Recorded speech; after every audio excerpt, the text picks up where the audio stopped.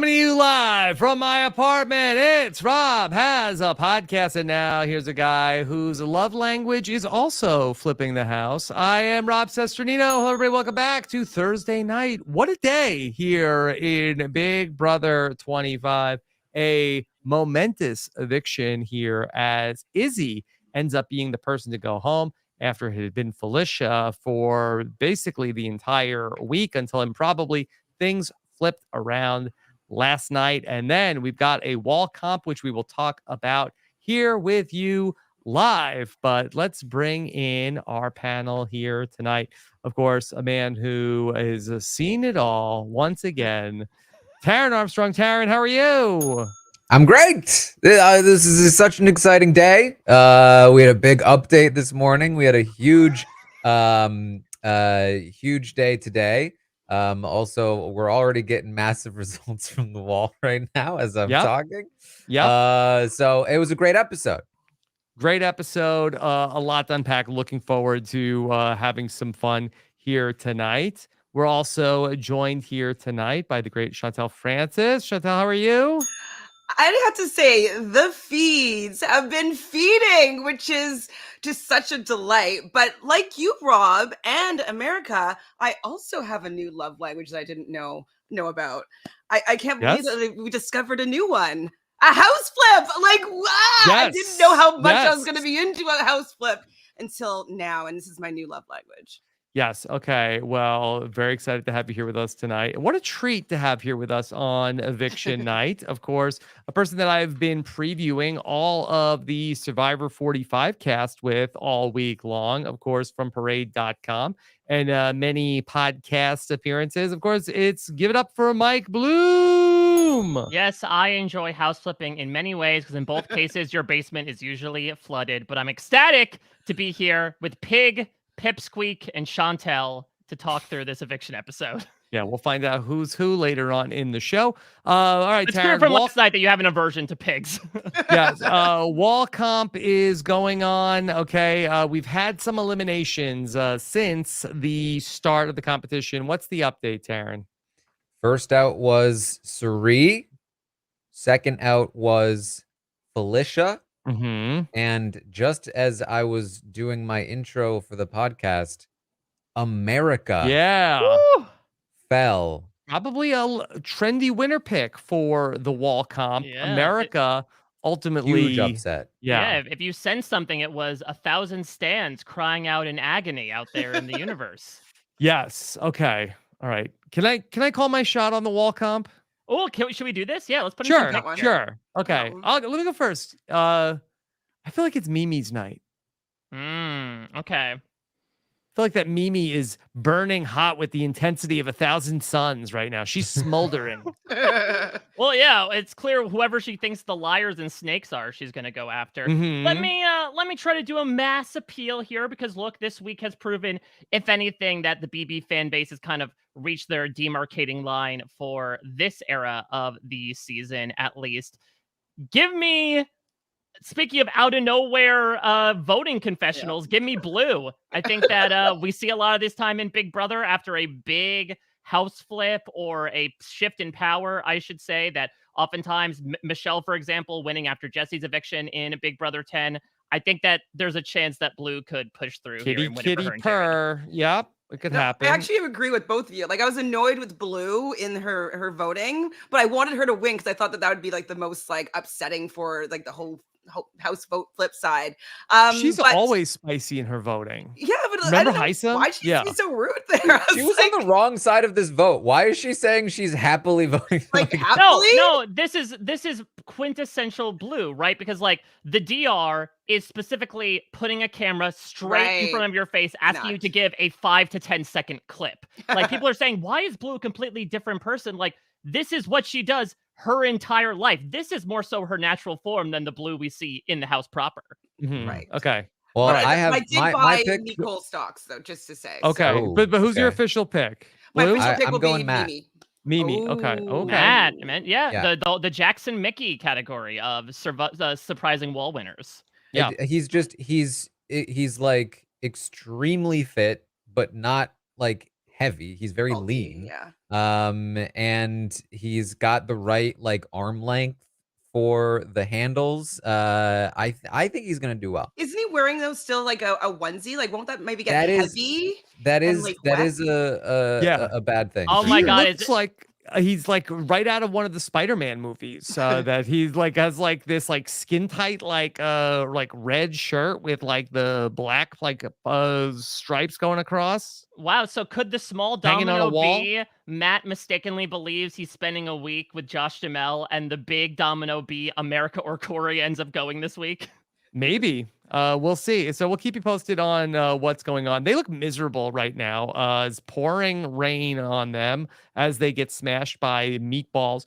But Mike, could you tell me like just what is the legend here of why Josh Martinez looking over the wall? I mean, you could have just stopped the sentence with why Josh Martinez in general, but the answer is his BB comic identity, I believe, was him as this sort of like King Kong kaiju-esque gargantuan figure. And so the fact that he's peering over this building is sort of representative of that. Of course, Josh Martinez's comic identity being one of the most top 5 well-known comic identities in Big Brother Yes, history. certainly. Of Defied course. Yeah. explanation here. Not a totally random poll 6 years later. I mean, listen, what I've been loving about BB25 is the random polls. I know people were certainly talking about, like, what will they do for season 25? I don't know. I love the random bad fan fiction love letters that are being done with VOs from contestants that happen to be in the LA area. I'm loving Josh just recording his best of footage. Yeah. Like if someone made a fan cam of Josh and just played the audio for 2 hours straight. Well, maybe it's just a night of CBS synergy, of course, that we had all of the Josh Duhamel sightings last night. Even a shout out to Josh Duhamel. Thank you. Shout out Josh Duhamel. Of course, Buddy Games airs right after. But don't forget, Josh Martinez is part of this CBS Thursday night and will be appearing on the Challenge USA. And his name is also Josh. Yep. Okay. And just like that, maybe blame me. Mimi. Yeah. It's blue, baby. It's gonna be blue. Oh my god. She's oh out. my god. What if it's Jared? Yes. We'll see. I don't think it's going to be Jared. And again, maybe I'm putting this. Jared, I feel like this. No, not who have do the you right think it's body going to be? type And for like, this. get them out. No, Yeah. I believe it's the popular nursery rhyme that says Jared has the muffin hands. So like that dude cannot hold on for a long amount of time. And then they're puffy like muffins. Have we zoomed in on his hands? Like, I haven't noticed them to be extremely puffy. I don't think so. I mean, he was Maybe if pointing on Big his Brother finger Canada. a lot today. Did you not take a look at how? Oh my god, I was only pastry-like his reading about fingers the were? feeds. I haven't Okay. gone back to watch today. Oh my gosh. Another Oh. one bites the dust, Yep. Aaron. Yep, Corey just fell. I'm sorry, Okay. Corey, but I'm rooting for you. Sorry. Yeah. Okay. So a lot of the people that we probably would have said, okay, smaller body type, these are traditionally like our wall comp people. They're all out. Yeah, they're dropping like flies. There's like the thing about this wall is that they are drenching them in water. So they don't have to be around Like for the 14 hours, Taylor I guess. strategy of like keeping your hold dry is completely impossible. They just got sprayed with some more stuff here. Yeah. Also, when I was watching them get on the wall, both America and Mimi were having trouble choosing a hold because the top hold was too high and the bottom hold was too low. And I saw America when she was struggling. She was like really like arching her or like hunching her back over to reach the bottom holds properly. Mhm. And I think Mimi was probably having a similar issue. Yeah. So it really like height is so important, especially just the placement of your arms is huge. And so I think that was a huge part of why they're not doing well here. I mean, there's a non-zero chance Mr. B is like, we're not doing another 14-hour goddamn That's what I competition. think. We're like, Yeah. Bring on the rain. Bring it on. Okay, so we're down to just 5 here. It is from left to right. What is that? Matt, Bowie, Jag, Blue, Jared. Yep. Okay. So we'll keep you posted as more people drop out. Taran, I guess we'd love to hear your thoughts on the day here today, as it looked like that there was maybe a chance that this thing was going to turn around as the whole house blew up just hours before the eviction. Yes. Basically, Jared just kind of randomly came up with a lie, which was that Jag told him that you were all planning to vote out Izzy.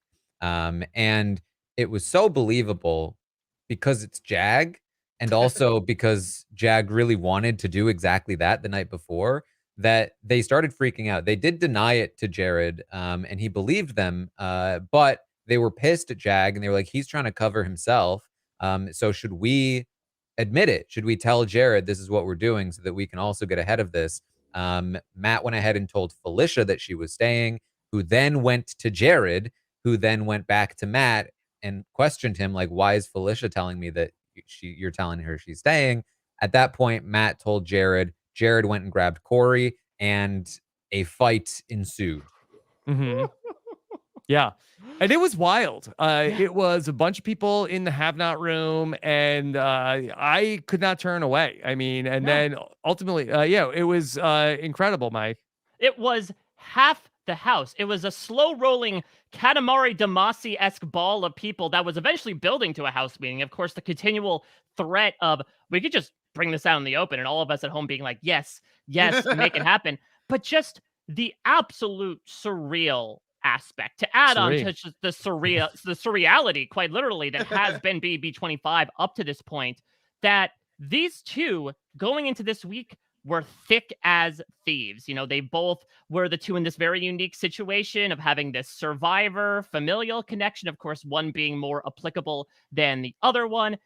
Even though Jared said Corey was his number 4, Corey was pretty much Jared, in his opinion, his number 1 or number 2. And then as all this information unwinds and Jared throws yet another, I would say, like, at least in the moment, effective but still needless lie onto this pile, it culminates in essentially both their games being entirely outed into a variety of screaming matches that occur between these two guys over the course of about a couple of hours, all done, by the way, sitting on a hot dog. That is Big Brother. Yeah.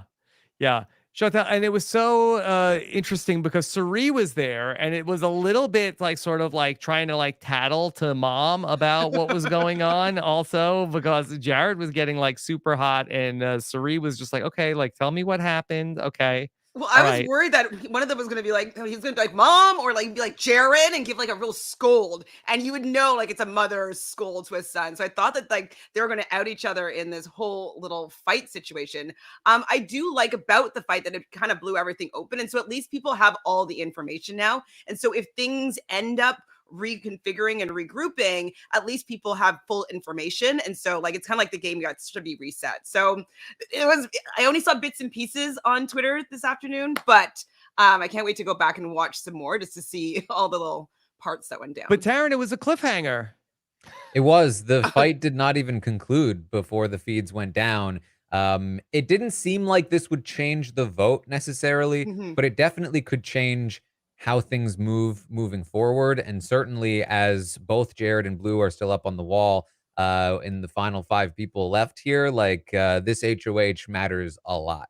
Yeah, I mean, essentially the US Open just occurred, of course. It was basically like watching these two batting back and forth and us trying to watch the audience members, trying to garner their reaction. Because in this house, in this particular house of lovable fools, you can never tell what they actually take from a conversation, whether or not it is the right information. Because, like, let it be clear, Jared was 100% spewing any and all lies he could get his mouth around over the course of this entire fight. But the interesting thing is that, at least initially, in my opinion, like a lot of times in reality TV, do you have a breaking news? Yeah. We've got another person out of the competition. Jag has just fallen. And Matt is slipping. Oh, man. But not out. Not Bowie Jane, though. I don't know if I can deal with that. I know you want Bowie Jane. I mean, return engagement. Look, I might be warming up to a Bowie Jane HOH if the circumstances were correct. So, this could be her moment. The interesting thing is that there was a lot of back and forth today as to like who won the argument, who is going to get these people on the side. Again, that's the big cliffhanger, is like we don't know how Matt and Bowie, who are two of the more, I would say, impressionable people in the house, and even Jag, who was a part of this lie, who are they sort of siding with after all of this? But if we're sort of charting how I thought the fight went, Jared came out hot, to say the least. This man was passionate with a capital P.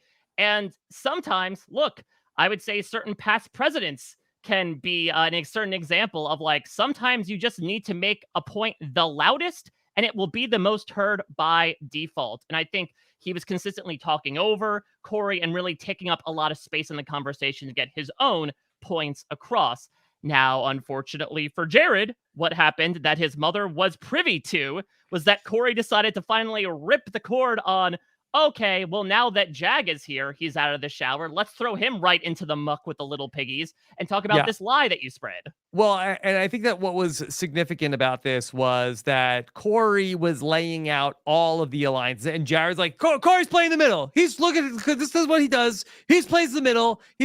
And Corey's like, hold on, how are we playing the middle? Okay, and yes, like I've had a relationship with everybody, but okay, here's 7 Deadly Sins Alliance, and here's the people that are in this. Then here's For Real Alliance, okay? Here's the people that are in this. He didn't know Legend 25, but knew about the professors. And he's like, okay, you can say I'm in the middle, but who are the people that are in every single one of these alliances? And there was some debate about like, yeah, well, we all have alliances. Suri is always trying to do like, like, look, this is how the game is played. You try to normalize it. Like, what about no, the listen, Crossroads, though? Why didn't that one get pulled into this argument? Unless it did, and I just didn't hear about it. Well, Corey, I think, was about to, and then for whatever reason, Jared decided to interrupt him and move over to another point. So it's really interesting where, I mean, at a certain point, Jared pretty much said that he had lied to every single person in that room. Though, again, right, what's going on? Who dropped again? Taran. And Matt's out. Yeah. It is now Bowie against Blue and Jared. I love this. I love this so much. This is incredible. FBJ. Wow. She's our last hope here. I mean, I don't know. Is that what I really want? Is that what I want? So looking at the wall, so Jared is at the very edge, and so the goopy stuff is really only hitting half of him. So like he's getting a full handhold that's not getting gooped, basically. Which is lucky muffin. The change.org petitions are being written as we speak. Jared was not pushed. They're rigging it for the field. Yes. Okay. Taran, you know what I thought was very interesting about the whole house blow up earlier today was that it felt like to me that Suri wasn't really pushing all of her chips into the center of the table to try to save Izzy. We don't know what happened after that conversation, but I felt like that she was more like, okay, just like, let me just take this all in. But we didn't see her like, okay, let me go get these people. Like, I felt like that she seemed pretty passive in that conversation. Every time she tried to be active, she was talked over by her son or Bowie Jane. So like, there wasn't a lot she could do there. She was in a very losing position because, Corey was telling the truth and, Jared was not. So like, where does she come in? Like, I think that she was doing a decent job given the spot that she was in, but there's just ultimately wasn't much she could do. Yeah. And it was so odd that Izzy, who is always by Suri's side, was not there in that conversation. I don't know if she was in the diary room or no, she wasn't she just like lying on a bed, kind of like taking in the surroundings. I mean, what's so interesting is that if you looked at the quad box during this, on one side was Suri and Izzy having like seemingly a very emotional, plaintive conversation where I didn't listen in, but I'm assuming in that moment, Suri was kind of indicating to her like, it's not looking good. I don't think you have the votes.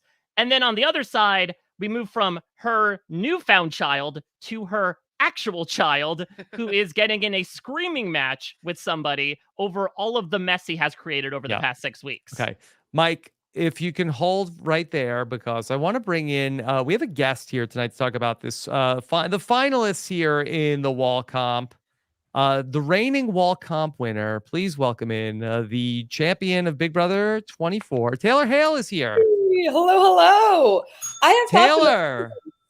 What is happening? What am I watching? Also, my feed is like 2 or 3 minutes behind everything. So I'm like, who just went down? Matt just went down for me. So Okay. Oh, wow. You using that Pluto TV hookup, Taylor? no, I'm streaming on the live feeds onto my TV. So we're in the trenches over here. Okay, Taylor, thank you for popping on here with us. Could you give us your take on just the setup for this wall comp compared to what you went through? Well, first of all, the meatballs are an interesting twist here. I always say that this competition is about core strength and grip strength. And so seeing a direct attack literally on everyone's core is like, that's really going to shake up some people that are smaller and might be better. Like, I was a Pilates girl. I had a lot of core strength. That was a benefit to me. Probably wouldn't have gone well for me on this comp. So it's interesting to see who's still hanging on there. And it does feel like no matter who wins this week, it will be an attack on core or perhaps AmeriCore. Okay. Or AmeriCore. Taylor, so we're down to Jared and Blue and frickin' Bowie Jane here. Do you see somebody coming away as the person who will win this competition? I mean, I feel like I want to say get ready for a week of blue DRs, Miss Girl. She's not moving. And, you know, this time we'll get a female president for the first time. And we'll see a first gentleman in the HOH this season. But Yeah. we'll see how kindly Jared takes to that role. Yeah, that may make for some interesting television if that is what we get, where it's Blue's HOH, but Jared tries to steamroll it. And let's see, like, will there be pushback? No, absolutely not. Did you see Blue the past week? Blue would change her name to Green if Jared wanted her to. Maybe, but you never know, right, Taran? There's been some trouble in paradise, right?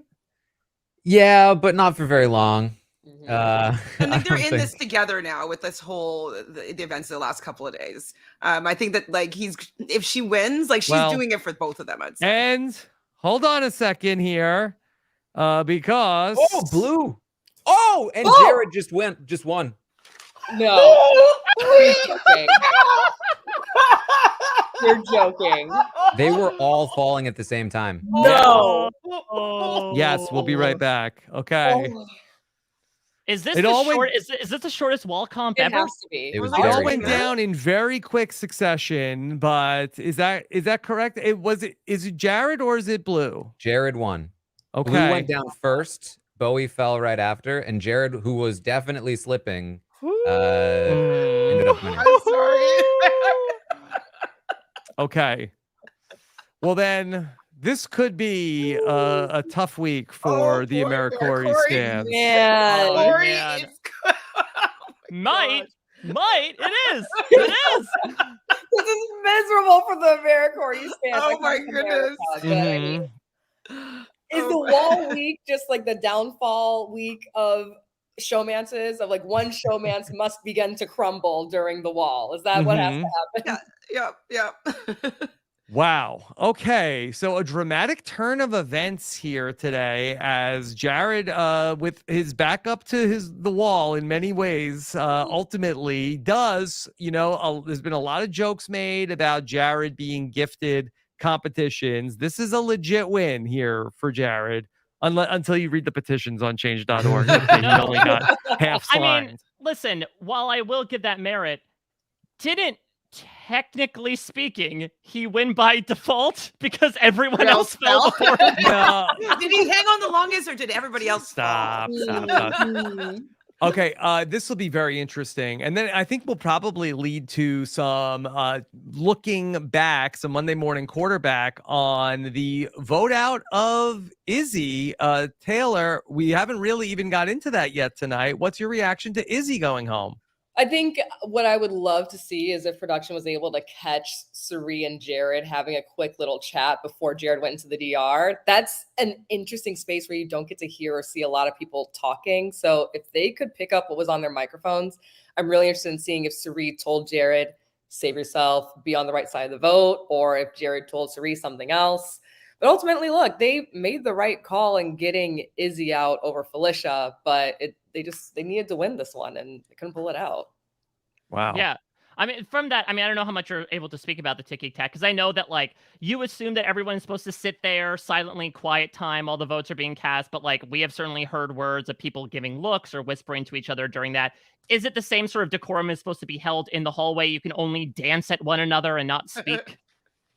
Yeah, I think it didn't happen on my season. People don't talk in the hallways. And I think it's more the pressure of it being a live show. And, we're really told, like, you need to keep moving. This is not the time for you to hold up the show. You pass each other. Your little dances, they have to happen in passing. Your shout outs have to happen as you're walking. So conversations just implied you can't be doing that.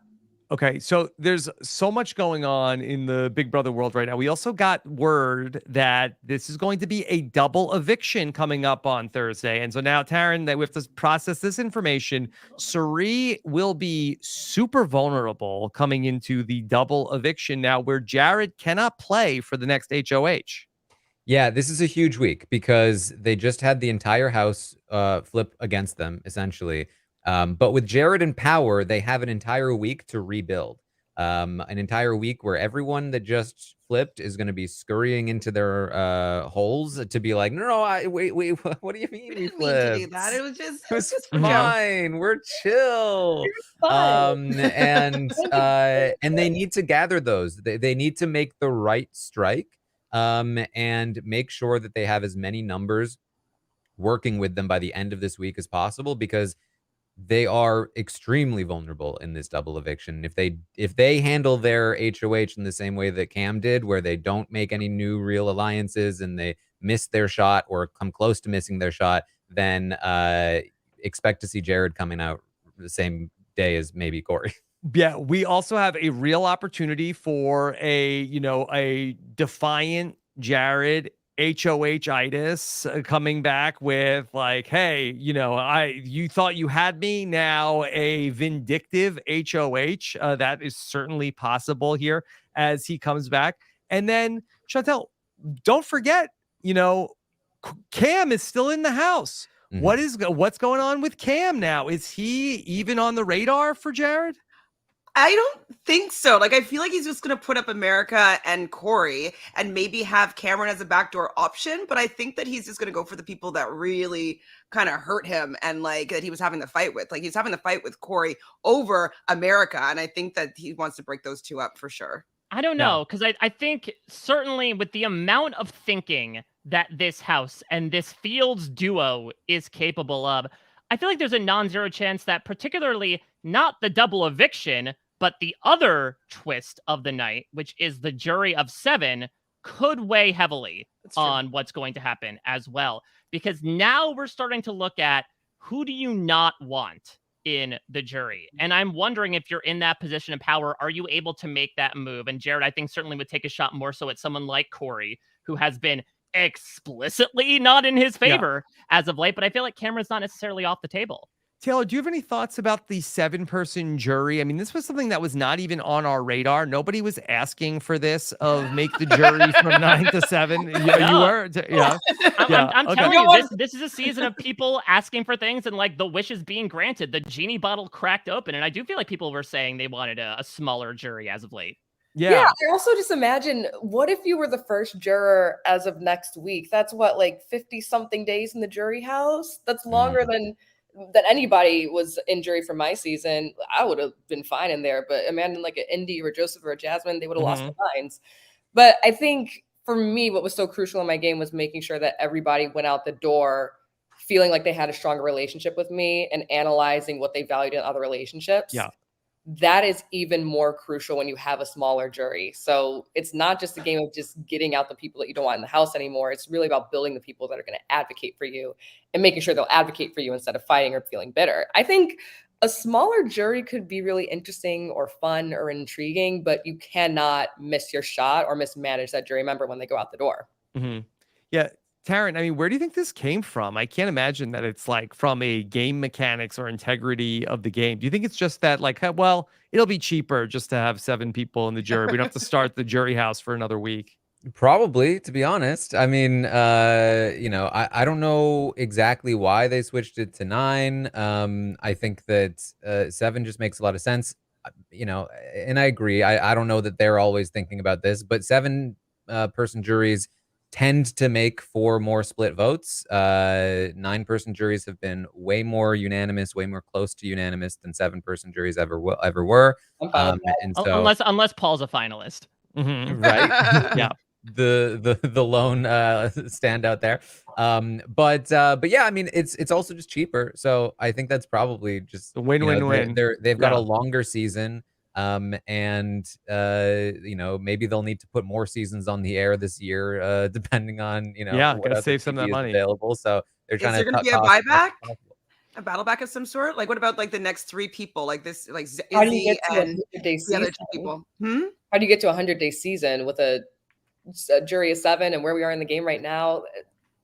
Is anyone going back? I think you have to do a battle back in the jury. I think that's a much easier thing to do. You're keeping them all in one location. We saw this in BB20. It's super easy to just bring them all back and do it again, as opposed to the pre-jury where you have to like get everyone back from where they were. And after they've especially now been exposed to things, yes, it could certainly be, okay, Izzy and this person get a chance to come back. But I feel like if that's the case, they would have revealed this tonight. Otherwise, Izzy's just going to get loosed upon the world and learn a lot of information that she could potentially bring back.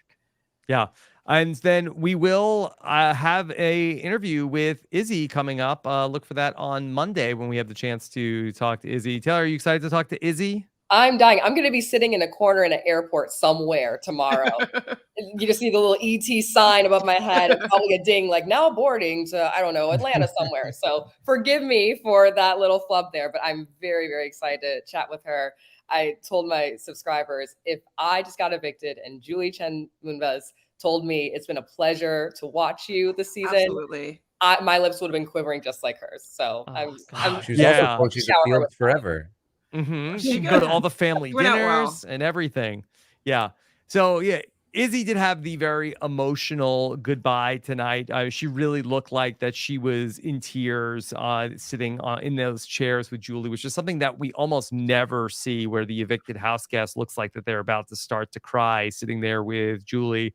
And so I would just love to talk a little bit more in detail about the departure of Izzy from this game, because it was all so sudden that as of like Wednesday morning, everybody was very confident it was going to be Felicia, and then it turned around so quick. Taran, could you give Izzy a proper eulogy here as a Big Brother contestant here in season 25?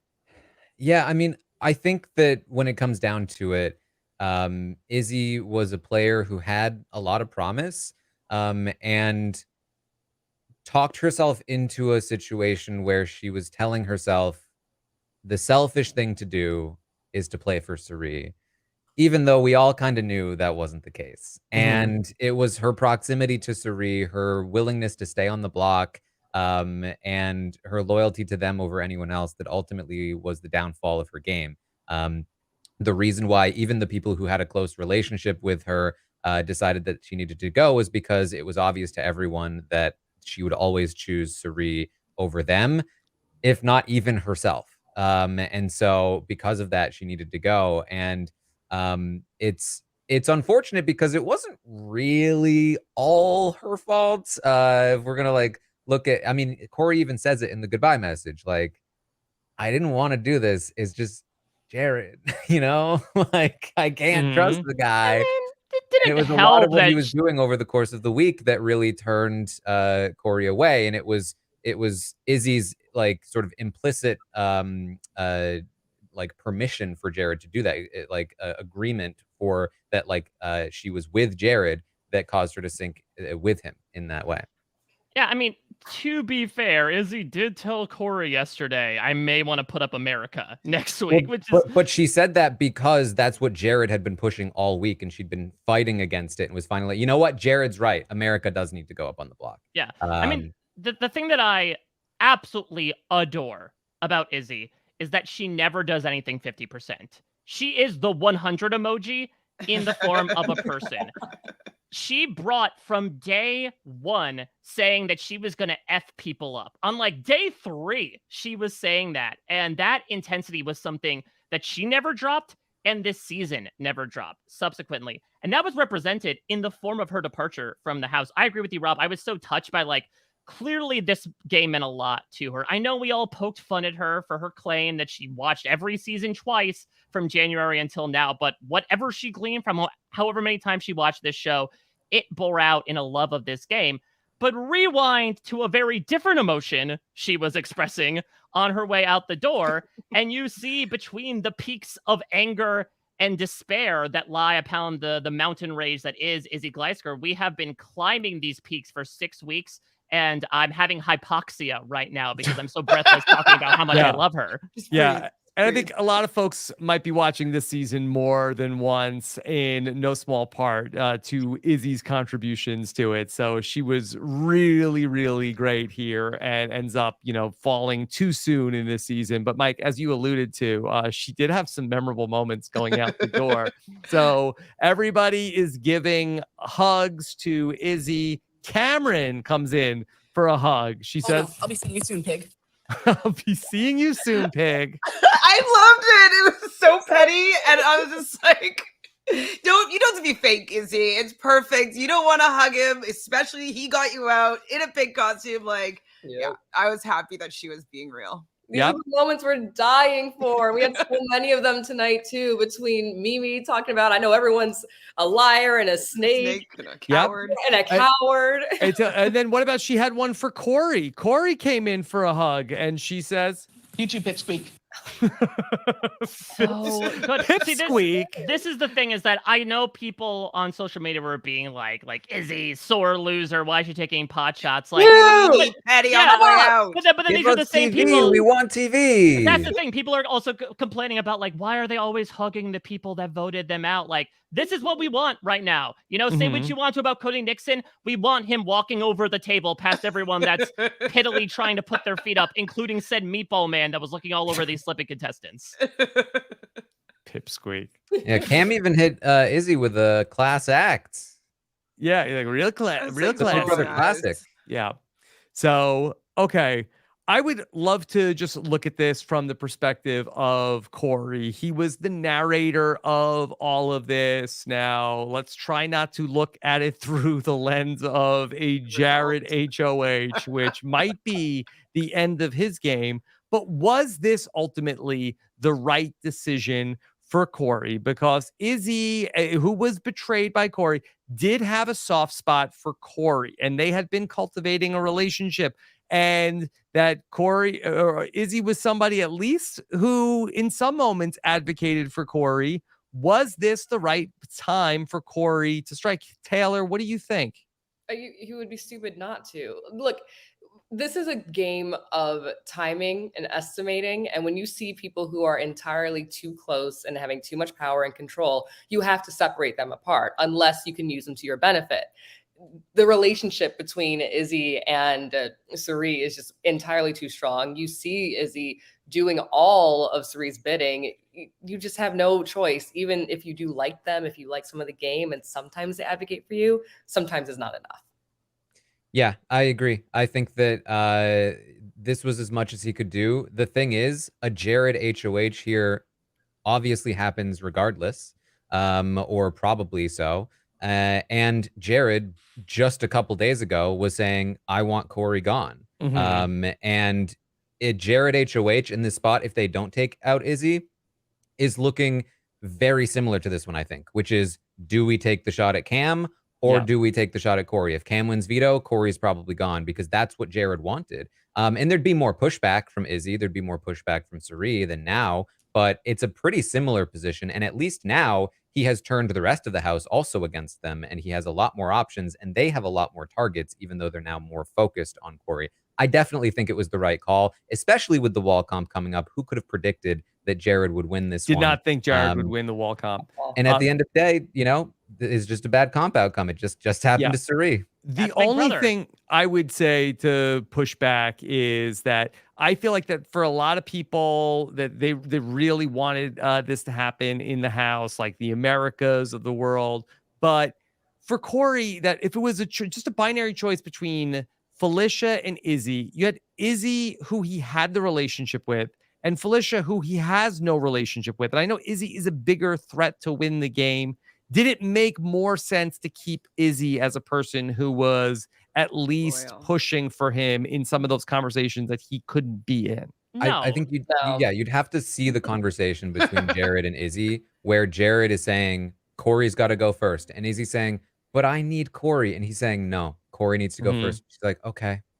Yeah, She's never gonna not agree with what Jared and Suri want from her. She's never gonna have the influence over them that she would need to actually protect him. So at the end of the day, I think there's not a lot of value there. that's the thing. Izzy has a relationship with Corey. She does not have the relationship. The relationship was clearly with Jared and Suri. She certainly is a valued member of the Fields family, but at the end of the day, whatever they want pretty much goes up until this week. Oh, I think my judgment got clouded though when he was kind of mocking Suri, having a conversation, being like, that's Suri. That's a 4-time survivor. I was like, I couldn't be on his side anymore. I was like, You're out.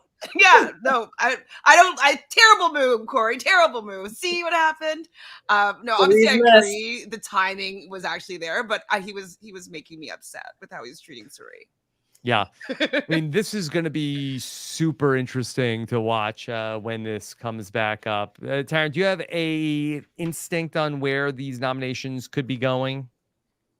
I think Corey and America. I think those are the nominations, hands down. The real question becomes, do they, if they have the ability to, take a backdoor shot at Cam? Because Corey and America have already kind of shot their shot. There's no more info they can dump. There's no more damage they can do. And clearly, they're not that great at comps. Whereas Cam is always going to be coming straight at Jared and Suri, and he's better at comps. So they might consider taking the shot at Cam if they have the ability to. However, Cam also doesn't really have the support that Corey and America might be able to have. So there's genuine arguments back and forth for which one you would want to go with. Especially knowing there's a double eviction coming up. It's like, you know, where do you want to go? You know, and I could see arguments in either direction. It's tough. Now, what I did find interesting was that I knew there was some scuttlebutt about how the veto for this week may have been Otev, but I feel like it wasn't announced by Julie, and I feel like she would have said, "Oh, Otev's coming back for the veto competition." So, do we feel like that's debunked? I don't know. I mean, I don't know. Some of these Big Brother rumors. I heard it was going to be a final 3 this season. In some of the Thank rumors. God. Yeah. By the way, let me just say, Big Brother is the last bastion of us old school reality TV fans for the purity of a final 2. It is holding with a string of support, and I was very fearful that string would break. And I guess, ironically enough, it would benefit Suri, who once got screwed by a final 3 to a final 2. It would work out. An Yeah. actual final 3 with jury Q&A from my season. Mm-hmm. Not good. So Good outcome, I don't think. if we got to 1 week from tonight, first eviction, it's Corey and America on the block. How do we think the house would vote on a Corey versus America? I think they'll do what Jared and Suri want them to. I think that they're going to make deals with Jared and Suri to stay off the block. They'll agree to vote however they want. And the difference between Corey and America is not going to be big enough that it's worth pissing them off for no reason. You know, whether they feel like they're actually working with them again or whether they just feel like they're placating them.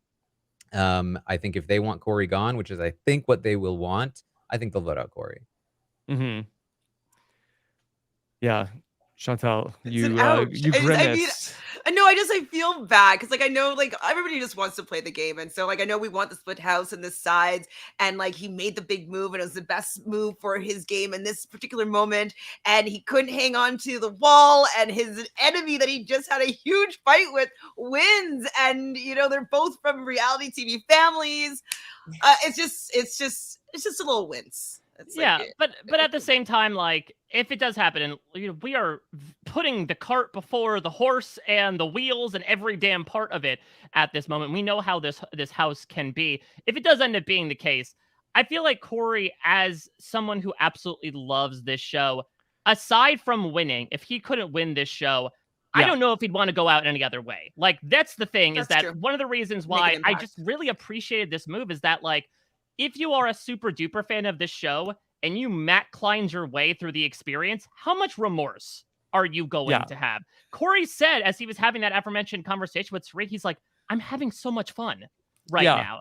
I feel like this is what he came for. Yeah. And regardless if he goes out next week or on day 100, I think he'll be happy that he at least did something that created so much fervor and that he and America could put their stamps on this move. To go 50 days in the house, to get in a showmance, to go toe-to-toe with a legend like Suri, like that's a lot of like incredible things that he did in like one summer in the Big Brother house. But let's see how the rest of the week goes. If anything we've learned this season is that this is a very unpredictable group, and we have no idea from week to week where this thing is going to go. So we'll see. I'm also interested to know, where does Felicia fit back into all of this? You know, we all talked about, okay, well, Felicia's gone. She was so much fun. But now, how does she come back into all of this? Taran, do you think that there is any sort of like bad blood at all between Felicia and her alliance mates? I think there would have been. Because she was talking earlier today about feeling disappointed that people weren't fighting for her. And I think that she will feel that. But with Jared as the HOH, there's not a lot of space to explore those feelings. Because she's going to have to be like, oh, so were you guys wanting to keep me? And they'll probably be like, of course we were. We just didn't have the votes. And there's not a lot of incentive for her to not believe them, because if she doesn't believe them, then she's not with the person who's currently in power. So I think they'll pick Felicia right back up. I think they'll pick Mimi right back up. I think those are the easy ones to grab back up right away. The harder ones are going to be Matt and Jag, who I think are going to try and make a deal. Okay. Well, Taylor, you mentioned the Mimi comment. We haven't really explored that. This was Mimi and her shout out in the diary room tonight. Thank you, Mrs. Snyder. I love and miss you so much. To all my family and friends, don't worry. I know that they're all snakes and liars and cowards. Snakes and liars and cowards. Who do we think that she was subtweeting in the diary room? Well, look, I just want to say this is the only time I ever want to hear a snake reference in the show ever again. This is a new golden standard. Thank you, Mimi. Okay. Who is she actually referencing? I mean, I have to say maybe Felicia. Like, she was really hanging on to the brown sugar babes this whole time. So I think she's used to so much action happening around her, and she's realized how out of the game she is. So I don't know. I think Who's the coward? Yeah, that's a good question. Who's for me, I think that the coward line is what indicates to me that she's probably talking about like Suri and Jared. Yeah, or is he considering her goodbye message to her?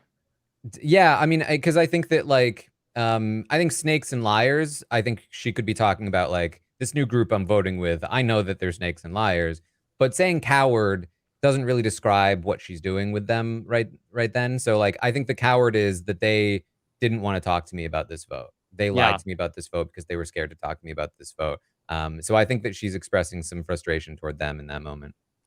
I am just feeling very good about Mimi and her position, or just overall. Like, I feel like I'm starting to see it as sort of like the person who's like the least messy person in the house, the person who's been managed to stay out of all of this drama. Like, I just feel like that this could be like a low key. We look back and say, like, how did she do this? And there she is, like in the final three and on her way to a win.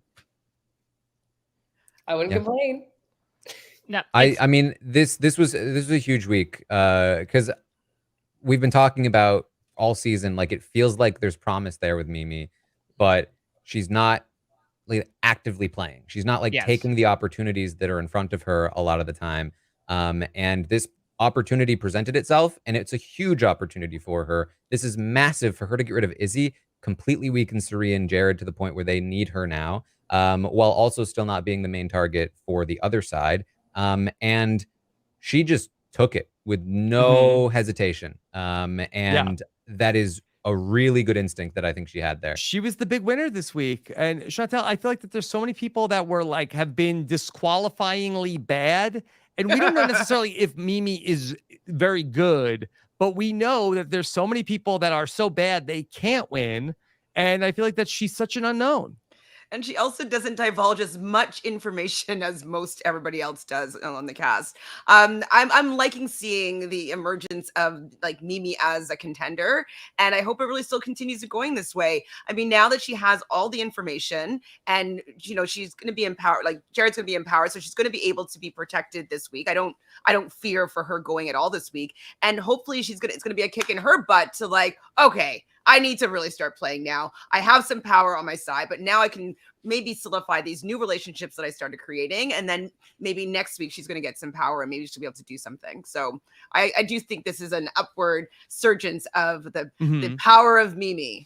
Well, yes, I would say much like Jared's wins up to this point by default. And I don't mean to slander Mimi whatsoever, but I think I do see your point, Rob, that she has been the cleanest out of this incredibly messy house. But I do feel like the winner, while not necessarily indicative of like the quality of the season, I think also serves as kind of like a representation of the narrative of the season in so many ways, even though it's edited as it goes. Obviously, the person we're talking to on this panel is a very prime example of that.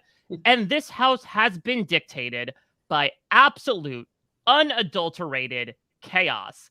And I don't know if someone who has kept her hands out of most of it up to this point would serve in the eyes of this jury of 7 as like the representative to do that. If she goes to the end with any of the Fieldses, if she goes to the end with a Matt at this point, maybe even someone like a Jag, I do wonder if then she gets to that point. And if I'm glad that she's getting momentum. I'm glad that she has some moves to her name.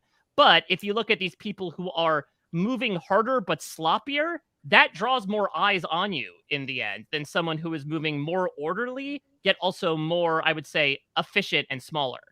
I think that's all about how you spin it, though. I mean, if you make it to that final space and you can say, I let you play a sloppy game, I let you go, and I maintain consistency throughout this entire time. Look at the fools you made of yourself, and I'm still standing. You can take the win out then. Yeah. I mean, already voting for me. Taylor working and final jury speech magic right in front of her eyes. Listen, when you host the round table, just like put in a good word for Mimi, okay? I don't think will take too kindly to that, but we'll see. We'll see how much he asks for.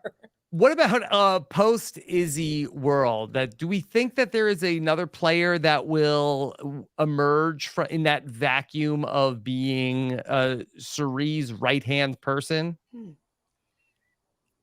I think Jared is there now. They've been linked together. They can try to separate. They probably should, but they've been so closely linked together that I think it's going to be tough to try and do that. Granted, again, Jared having this HOH gives them so much breathing room. So I think that honestly, thinking this through in real time, there's an opportunity here to separate themselves by having Cerie disagree with his nominations, and have Cerie be like get into a fight or something. Not like a big fight, but just Cerie's pissed off because Jared's going rogue and doing something she doesn't agree with, and separate themselves. I think that's a good opportunity. Well, what's the interesting Corey America fight, similar to that. A little different than that. Maybe she goes to Corey in America and she says, and they have a conversation, and she lets them convince her that oh, you know what? You're right. You were right to do what you did. And then Jared goes after them, and she's like, I hate Jared. He's so bad. Can't believe he's doing this. That's the thing. It's listen, Cerie is a cutthroat player. That might be a step too far. And listen, God help anybody that comes up to her and is like, yeah, you and Jared can't sleep in the same bed anymore. This is a recommendation. Well, here's the thing, though, is that you talk about this disagreement. I mean, listen, if you watched Cerie's face during this whole have not room, Shame would be putting it mildly. This woman was ready to crack down on this boy if she got the chance, and the feeds went down in the middle of that conversation. I'm wondering if, besides that Harloway Mishigosh, if she was able to talk with Jared at some point, or use that time to perhaps do what you're prognosticating now of being like, oh my God, I can't believe Jared's game just got exposed. She was already kind of doing it in the argument. Jared was not lying very well. And Suri, in response to a lot of things Jared was saying, was like, I didn't do any of those things. Like, maybe he was doing some of those things. I never did any of those things. So she really can. And the fact is, he is HOH right now. So she can scapegoat Jared to maintain a better relationship with other people and also try to prevent them from going up on the block together by separating themselves. I do think it's a valid path here. Yeah. Okay. I want to start to open it up to some questions from the audience. So go ahead and post your questions in the chat if you have them for us. And I also want to mention that we have got some big events coming up here this fall. Less than 3 weeks from now, I will be in New York City. But also then come November, I'll be heading back to the West Coast for the first time in a couple of years for 2 big nights of shows. On Wednesday, November 1st, I will be at the Brea Improv for a night of Survivor. And then we will be together for some Big Brother on the night of Thursday, November 2nd. How about that? Woo! It would be great if we had some amazing Big Brother alumni with us also that night. That's so interesting. It's so funny. I have something on my calendar on the 2nd. Is it It's RHAPpy Live! Oh my God. Queen's coming to get Queen's coming to get what's hers. Yeah. Yes. Well, that will be so fun. It's going to be down to, I think, the final 4. So it'll be a really, really great night. So hope you can be there with us on the night of Thursday, November 2nd. You can go ahead and get ticket information at robisawebsite.com/BBLA or robisawebsite.com/SurvivorLA for those 2 shows in California. You think you could get Izzy in your interview on Monday to come to the Survivor event? Yes. Okay. And then we'll be live in New York City on October 4th for Survivor. Hey, Izzy, we heard you like Survivor. Come and join us. So we will see if we can get a hold of Izzy if you want to be there for us for the October 4th show. That would be very fun. Okay. All right. Closest thing. Once upon a time we had Suri there, so we could tell her that, like, hey, it runs in the family. Yeah. Okay. Jared was there too, actually. All right. So, all right, let's take some questions from the audience here as we go along. Okay. Ian Rice wants to know, would Josh Duhamel have won the wall comp had Humilla Week lasted one longer? Taylor, did you feel like you dodged a bullet with not having a Humilla Week during BB24? Oh, I mean, we're all humiliated in some other ways. Remember that stupid blonde wig I had to wear? I love that look. Look clean, thank you. No, look, I'm not afraid. I mean, look, Monty was announcing whatever he was doing after the bathroom anyway, so we basically had one anyway. Okay. I think Josh Duhamel would have jumped off the wall quicker than Suri if it was Fergie that was peering over the building instead of Josh. Oh my God. Okay. All right. Eric has a question for Taylor. Who would you want to align with if you were playing this season? Oh man, I really, really could see myself aligning with both Mimi and America. And then I always going in, I remember kind of like the map that I wanted to have in my head was like a Danielle Jason alliance. So I probably personally, I was looking at Kyle to have like in my pocket. So I probably would have looked to like a Matt to have in my pocket, something like that, just for security and safety in the game. You know, played out a little differently, but that's probably how I would have looked at it ultimately. Okay. All right. Here's a question from Robin. Can Suri get Matt back? Where do we think Matt stands? And by proxy, Jag. I think she can. I mean, first of all, don't bet against Suri. Suri we're talking about. Yeah. But second, like, you know, a lot of this fell on Jared, so she can escape a lot of the blame. On top of that, she's a great ally. Like, she's a great ally to have. Her pitches I can't win comps. You work with me, bring me to the end, and you'll beat me. And it's a valid argument. And now that she's lost Cirie, it's not like she has a ton of other options. She does have other options, but Matt was never like in the worst spot with Cirie. I think he can and should absolutely rekindle that relationship. It doesn't mean that he has to go deep with Cirie. It doesn't mean that he shouldn't still target Jared, because Jared's still obviously a huge threat to his game. But yeah, I think she could absolutely get back in with Matt. The question I would then go to is, can she prevent Matt from actually targeting Jared? Which I think is a trickier one, because Jared has done them quite wrong. And it's like, who else would Matt go after? Especially if they already take out like Cam or Corey. Like, yeah, maybe with this back whole after fight, America, though, that's happened, and she's watching her son in action. Maybe she's like, maybe I'm gonna have to win this one for the both of us, and maybe she'll just let him go if that's the case, and pick up all the people that she actually had that he kind of tainted her relationship with. So maybe. Yeah, it's Logan putting Kendall Roy in charge of Waystar Royco in season 2 of Succession and being like, no, I'm gonna take it back. I think I'm fine. I got this. Don't do another rap song about me. I mean, what's interesting is the question before about like who would be Cirie's right-hand man. Like, I don't think Matt is the one-for-one comparison to Izzy. I think he could bring the loyalty factor that Izzy brings, where we saw he was lapping up everything that Cirie had provided up until yesterday. I think what he lacks is that mirroring ability, is the fact that, as Cirie talked about in yesterday's episode, she and Izzy fed into each other from the jump, for both good and for bad. And Matt doesn't necessarily provide that. He's more the person to just kind of like nod and listen and go along than necessarily be the one to come forward with this idea to present to you. Jared gonna say, I was the best boy. I am the eldest son.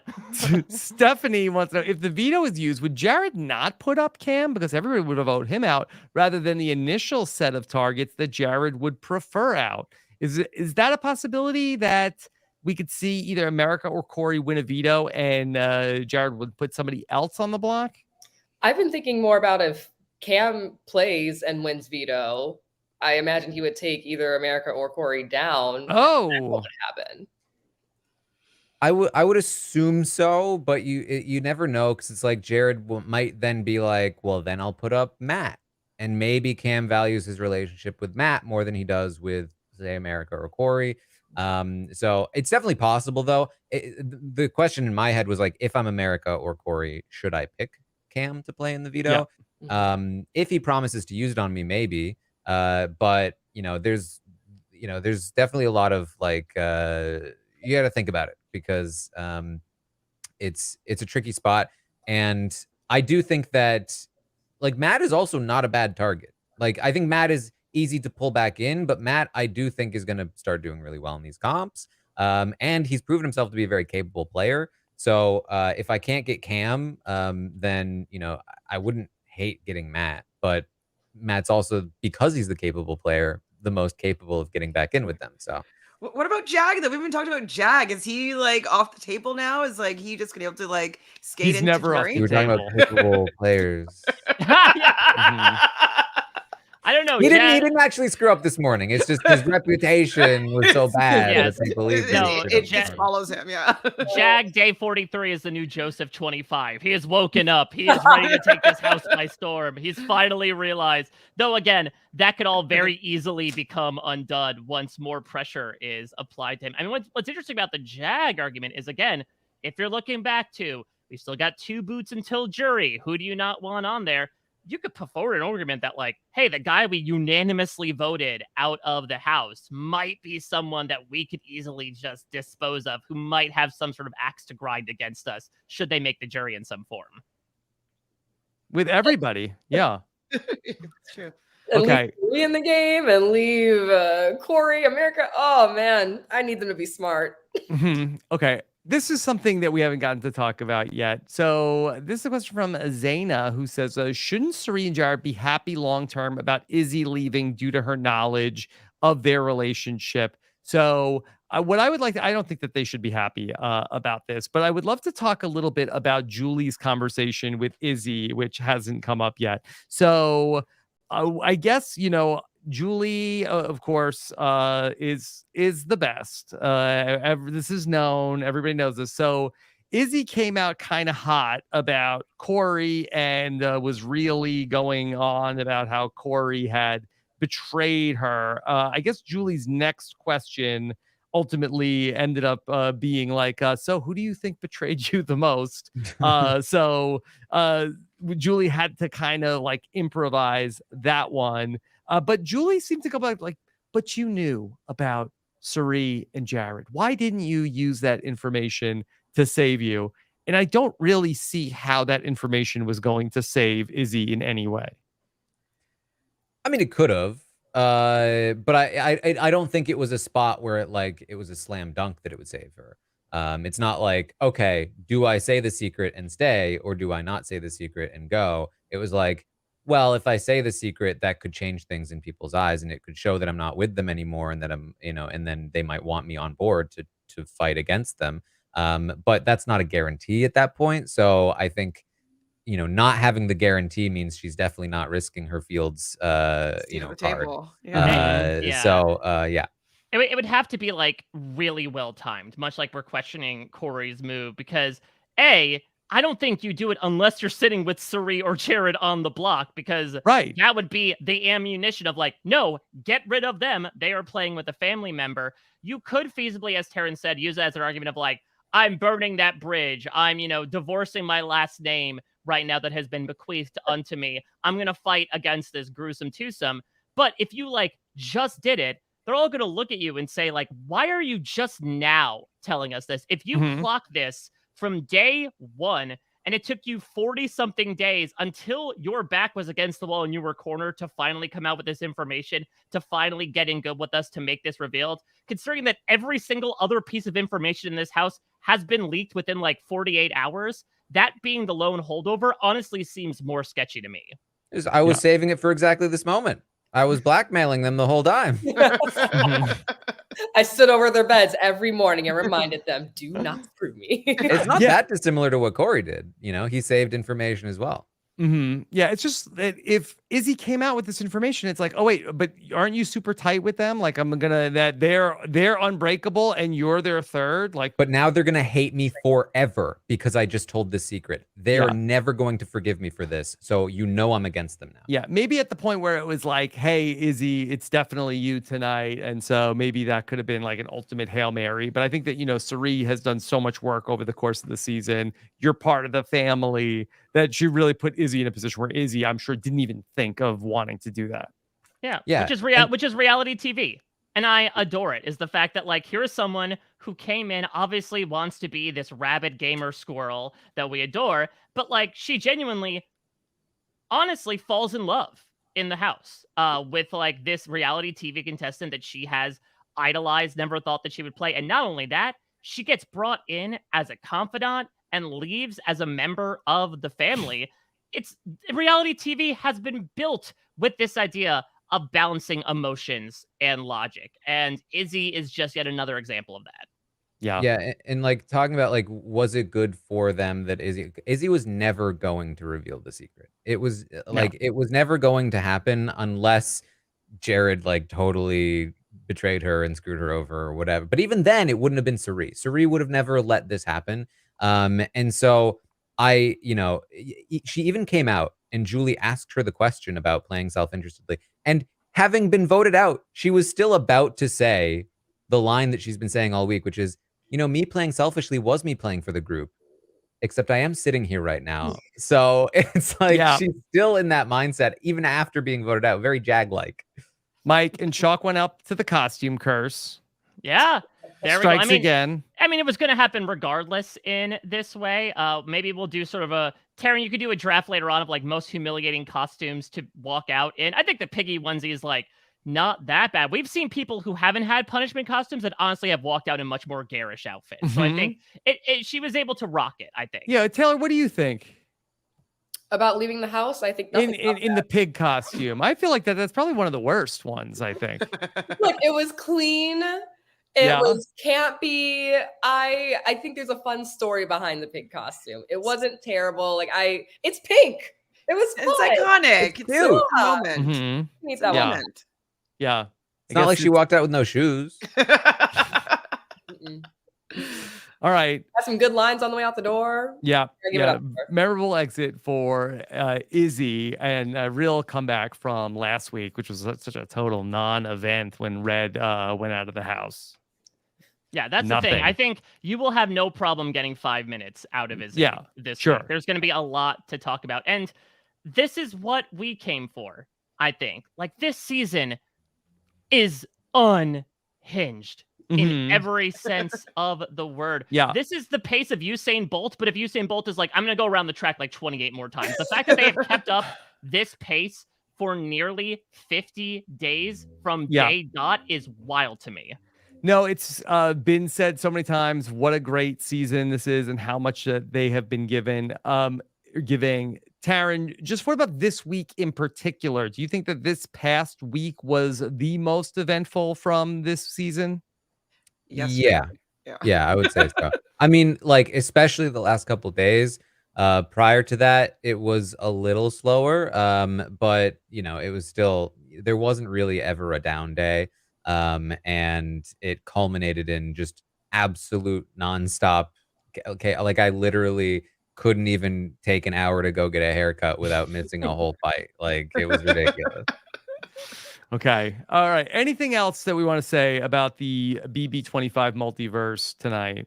Well, yeah. What if I'm stuck on this? If Izzy did reveal that family secret, how do you think Jared would have reacted, and how do you think Suri would have acted? Because I think Suri, having this history of having strong emotional connections, she could have eventually had it rub off her back or roll off her back and like, okay, game.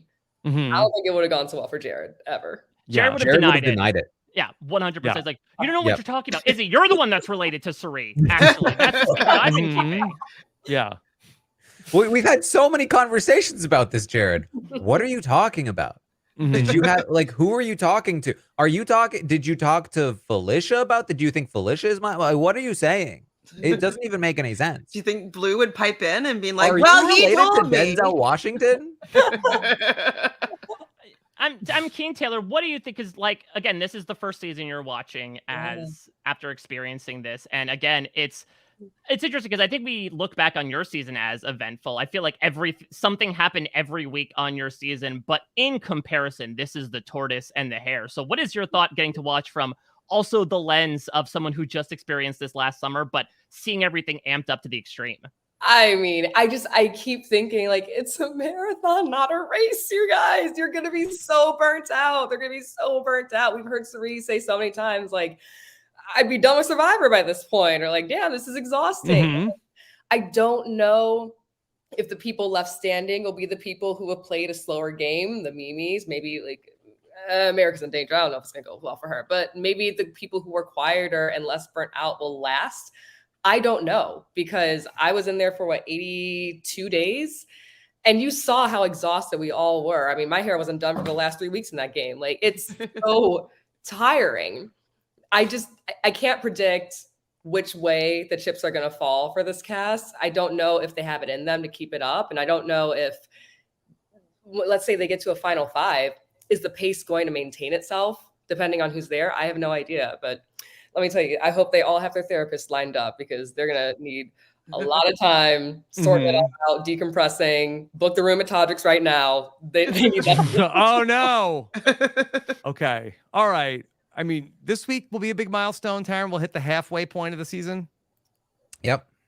This was day 44, by the way. Yes. This big fight on eviction night. Yes. Isn't it? Well, it's like the Olympics every 4 years, day 44 of a Big Brother season. And I tweeted this, and Addison Mueller actually came into the chat with like some other stats that like BB17 was the day after Julia had entered the game. BB13 was when like Brennan was officially revolving doored out of the house. So there's something in the water. Let's look ahead to BB29. Day 44 will be incredibly ridiculous as a result. Okay. Wow. Could you imagine? All right.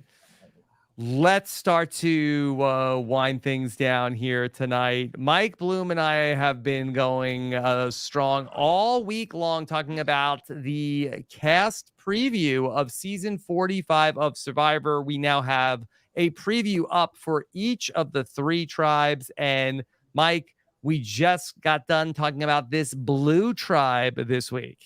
Yes, not blue from Big Brother. Yeah, no one's saying, "Hey, kitty purr probst." No, I happily vote to evict Bruce. I think that, yeah, we just finished, and now the tribes have officially been announced as of this morning, so we can say the Bello. We can say hello to Bello, the tribe that was the third in our list. Of course, I got the opportunity to talk with them, quote unquote, face to face in the preseason. Rob and I reviewed all of these interviews in podcast form and stopped down and gave our thoughts. Suffice it to say, like, this might be your one-stop shop to get to know everything you need to know about these Survivor 45 contestants. For example, like if you're playing in a prominent draft on a notable reality TV podcast and you want to school Puya after he bragged so much last season, you may want to pay attention to these interviews. There's like 9 hours of them. Yeah, but 9+ hours of interviews that we have all together. So you could watch the videos or listen to the podcast version. And that's like a Taylor Hell deep dive. I know. Exactly. See? It'll fly right by. So yeah, you can check that out. And of course, I'm also doing stuff in written form at parade.com with the same interviews. But yeah, it's a really, really fun group. I really enjoy getting to talk with them and also relitigate my conversations with you, Rob. Okay. All right. Fun stuff. Check that out over on our Survivor podcast feed. And then I'll be getting together with Jenny Autumn for Buddy Games. That's right. Get ready, everybody. Buddy Games. Yes. Part of our Hit or Quit podcast where we talk about the weirdest and sometimes worst reality TV shows on television. Check out our coverage of Buddy Games, episode 1, coming later tonight. Is that the official Buddy Games soundbite? Because I prefer this one. Find a buddy, right? Everyone find her buddy. Yeah. Right? Find your buddy. I found my buddy to podcast about Suits every single day. That's Chappelle. We are going through the hottest show of the summer, maybe next to Big Brother 25, Suits. We are almost through season 2 with our daily coverage of Suits over on Suits Yourself. You could listen along with us at suitspodcast.com. Then we've also got all of our patron content. Taran, at some point, the feeds will come back up and we'll get to see what Jared is up to. And after you and Puya get done with the live feed update, we'll be live with the patrons at 2 p.m. Eastern for this week's Q&A. Just one of the many offerings that we have for our patrons and our patron podcast feed, which you can listen to at robhasawebsite.com/patron, not to mention access to our patron community, discounts on live show tickets, and more. robhasawebsite.com/patron. You can subscribe to all of our show feeds at robhasawebsite.com/subscribe as well. And then you can listen to Taran and Puya. Puya, put the coffee on, okay? Get ready, because it's going to be maybe a short night, Taran. You think that Jared and Blue are just going to like, oh, it's been a week since we had the room? I have a feeling there's going to be a lot of fallout still from everything that happened today. So could be a long night. Could be a long night. All right. Make it a double, Puya. Okay. All right. So, Taylor, what's coming up for you? Ooh, oh man, things I wish I could tell you. Okay. I'm planning on moving out to LA sometime either next month or November. So I've got my eyes on that. I've been around. Fun. Yeah, it's some fun. I'm excited. I've been doing some really great things out there, some recordings that you guys will see on your TVs pretty soon. So I'm very excited about everything ahead. But keep watching my recaps and my interviews with Entertainment Tonight. It's been an absolute dream. And just thank you guys for the opportunity to put me in front of a mic. That helped me land that as well. So the support means everything, you guys. Yes. Well, thank you. And we appreciate you stopping by anytime, Taylor. Always. You guys are the best. Oh, thank you. Okay. Chantel, what's coming up for you? Well, you can find me on Instagram at ShanFranFran, and I'm gonna go live in an hour to talk about the Challenge USA season 2. So, what about Buddy Games, Chantel? I don't have that one recording, so I might watch that one maybe tomorrow, and then I'll watch your coverage. Okay. But yeah, my recap channel, which is Reality Realness with 3 S's. Yes. All right. Check out what Chantel is doing. I will also have an exit interview with whoever gets kicked out of the challenge coming up on Friday. I will be hitting all 3 hours of the CBS reality block tonight. So no other human, I don't think, can say that. So it's a big night. You're All unique right. in so many ways. Yes. Mike, what's coming up for you? Yeah, so I guess I'll be copping some plugs from the two of you, from Rob and Taylor, because I will also be talking with Izzy tomorrow, which I'm very excited about. But check out Taylor's stuff. She's awesome. She's a natural at this. So Yeah. Oh, Mike, please, like reading your things are just it's a masterclass. Both Rob, Tara, and Mike, all of you. It's an honor to even be able to release content in the same space as all of you. So again, Go oh, on. Maya, you're incredible. You're a Bloom now, Taylor. I'll see you at the family dinner. Oh, see you at the family dinner. So I will also be talking with the eliminated contestant from the challenge. As Rob mentioned, a voluminous amount of coverage of Survivor 45 in podcast form and in written form at parade.com. Have some other stuff coming around as well. I believe I may be getting on the line with one Mr. Jeffrey Probst to talk about season 45 of Survivor. I've got a crew piece coming out that I was able to cover when I was out on set in Fiji earlier this year. And next Friday, not tomorrow, but the next Friday, I had the distinct pleasure of getting to moderate a panel at the Paley Center. They're doing their series of fall TV previews, and I got to talk all things Amazing Race with co-creators Bertram Van Munster, Elise Doganieri, and of course, Rob, your and I's friend, Phil Kogan, to talk through everything past, present, and future with Amazing Race. That was an incredible opportunity, like true bucket list stuff. I was geeking out like Izzy over the past 44 days. But you can check out all that stuff at a Mike Bloom type, which is also my cameo as well, if for some reason you want to hear me talk more about this type of stuff. Well, Mike, you're an inspiration to me as well, because I hope to one day host the Paley Fest panel on Buddy Games with Josh Duhamel. I could tell you're really putting in the work early, Rob. And all of the teams, yes. You're guys playing tennis with Mr. Probst himself. Yes. That's that'll be a very fun matchup to hear about. Okay. And then Taran, what's coming up for you? You can, as always, find me over on Twitch, twitch.tv/Taran Armstrong, watching all of this happen all the time. Every time. All right. Well, this was a day I don't think any of us are going to forget anytime soon in terms of Big Brother history. So this was a big one. Let's see what happens next. Be sure to check out everything going on tomorrow. And thanks for tuning in. Take care, everybody. Have a good one. Bye.